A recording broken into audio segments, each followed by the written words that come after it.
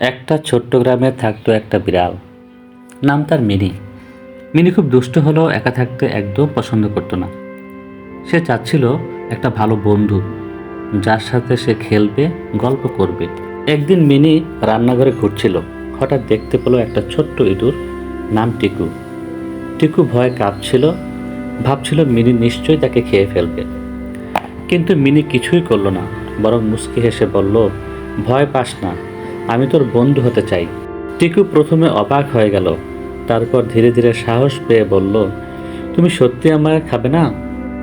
না রে, আমি এখন আর ইঁদুর খাই না, আমি এখন দুধ আর বিস্কুট খাই, মিনি হেসে বলল। এরপর থেকে দুজন খুব ভালো বন্ধু হয়ে গেল। একসঙ্গে খেলতো, গল্প করত, মাঝে মধ্যে একসঙ্গে খেত। মিনি পাহারা দিত টিকুকে, যাতে কেউ তাকে ক্ষতি করতে না পারে। আর টিকু মিনির জন্য ছোট ছোট উপহার নিয়ে আসতো, কখনো ফুল, কখনো চকলেটের প্যাকেট থেকে পড়ে যাওয়া একটা টুকরো। একদিন গ্রামের অন্য বিড়ালটা বলল, তুই একটা ইঁদুরকে বন্ধু বানিয়েছিস, এটা কি সম্ভব?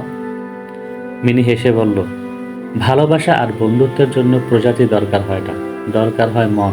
সবাই চুপ মেরে গেল, আর মিনি ও টিকু দিব্যি কাটিয়ে দিল জীবনের সব রঙিন দিন। একটা সত্যিকারের বন্ধুত্বের গল্প হয়।